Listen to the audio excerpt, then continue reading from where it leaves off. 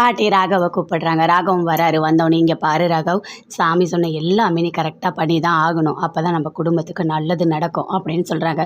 "சரி பாட்டி, நீங்கள் என்ன சொன்னாலும் நான் பண்ணுறேன்" அப்படின்னு சொல்கிறாரு. "அங்க பிரகாணம் உன்னை பண்ண சொல்லியிருக்காங்க. இரு, நான் அப்படியே தண்ணி கொண்டு வர சொன்னேன். தண்ணி தலையில் ஊற்றணும், நீ வந்துட்டு அங்க பிரகாணம் பண்ணு" அப்படின்னு சொல்கிறாங்க. அதே மாதிரி அங்கேருந்து ராகவும் அதே மாதிரி பண்ணுறாரு. அப்படியே பார்க்குறாங்க, எதுவுமே பேசவே இல்லை. அப்போ ராகவ் யோசிக்கிறாரு. "ஓ, உன்னை நான் கல்யாணம் பண்ணி 8 மாதம் தான் இங்கே இருக்கணும்னு நான் கட்டாயப்படுத்தினேன். அதனால தான் நீ பழி வாங்கியிருக்கியா" அப்படின்னு சொல்லிட்டு ராகவ் மனசுக்குள்ளேயே நினைக்கிறாரு. அப்படியே நினச்சிக்கிட்டே அங்க பிரகாணம் பண்ணுறாரு. அடுத்தது சுந்தரியை கூப்பிடுறாங்க. "இங்கே பாருமா, தீ மிதிக்கிறது ரொம்ப ரொம்ப நல்லது, சரியா? அதுவும் நாங்களாம் உன்னை மிதிக்க சொல்லலை, அந்த சாமியே வந்து சொல்லியிருக்கு. அது பெரிய வரம். நீ பண்ணு, கண்டிப்பாக உனக்கு எதுவுமே ஆகாது" அப்படின்னு பாட்டி சொல்கிறாங்க. அப்படியே பயப்படுறாங்க சுந்தரி. "ஐயோ, நான் பண்ணலை" அப்படின்னு சொல்கிறாங்க. "இங்கே பாருமா, சாமி சொன்னால் பண்ணி தான் ஆகணும். பண்ண மாட்டேன்லாம் நீ சொல்லக்கூடாது. அதெல்லாம் ரொம்ப பெரிய தப்பு" அப்படின்னு பாட்டி சொல்கிறாங்க.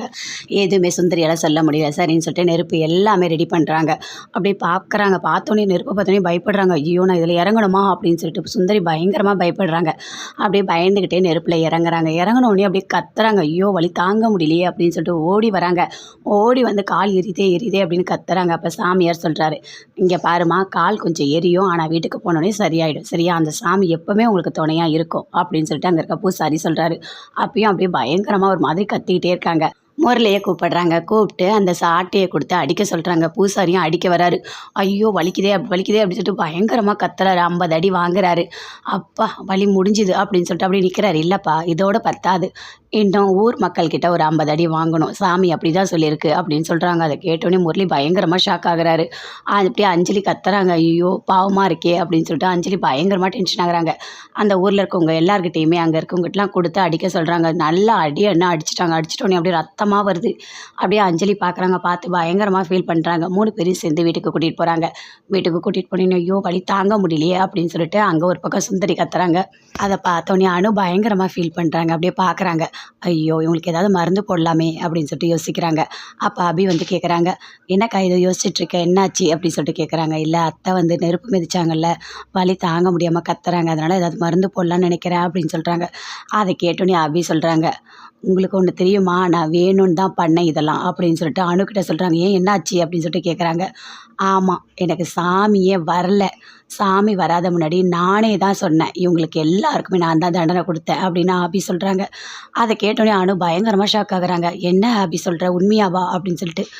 "ஆமாம், அந்த முரளி என்னை ஏமாத்தினான்ல, அதனால தான் அவனுக்கு 100 சாட்டடி வாங்கி கொடுத்தேன்" அப்படின்னு சொல்லிட்டு அபி சொல்கிறாங்க.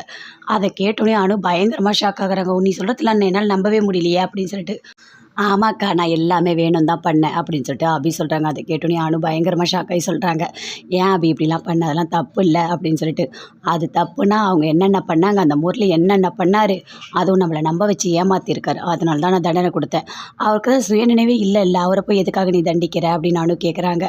"அவருக்கு சுயநினைவு இருக்கா இல்லையான்னு இப்போ தெரிஞ்சிடும்" அப்படின்னு சொல்லிட்டு பயங்கரமாக ஃபீல் பண்ணி சொல்கிறாங்க அபி. "சரி விட்டு, நான் யார்கிட்டையும் எதுவும் சொல்ல மாட்டேன்" அப்படின்னு சொல்லிட்டு அனு அங்கேருந்து போகிறாங்க. ரூம்குள்ளே போகிறாங்க. போனோடனே அங்கே ராகவ் படுத்துட்ருக்காரு. அப்படியே ரொம்ப டயர்டாக இருக்கார். "என்ன, ரொம்ப டயர்டாக இருக்கா? உங்களுக்கு போயிட்டு ஒரு கப் காஃபி கொண்டு வரட்டுமா?" அப்படின்னு அபி கேட்குறாங்க. அதை கேட்டோடனே அப்படியே ராகவ் பார்க்குறாரு. "பண்ணுறதெல்லாம் நீ தானே பண்ண, நீ தானே வேணும்னு என்னை வந்து அங்க பிரகடனம் பண்ண வச்ச" அப்படின்னு சொல்லிட்டு கேட்குறாரு. அபி, "நான் ஏன் பண்ணேன்? ஐயோ, எனக்கு அதெல்லாம் எதுவுமே தெரியாதுங்க. சாமி வந்து தான் சொல்லியிருக்கு எனக்கு. அதுக்கப்புறம் நீங்கள் சொல்லி தான் எனக்கு தெரியும்" அப்படின்னு சொல்லிட்டு அபி சொல்கிறாங்க. "இங்கே பாரு அபி, நீ நடிக்காத. நீ தான் பண்ண, வேணும்னு தான் பண்ண, எல்லாமே எனக்கு தெரியும்.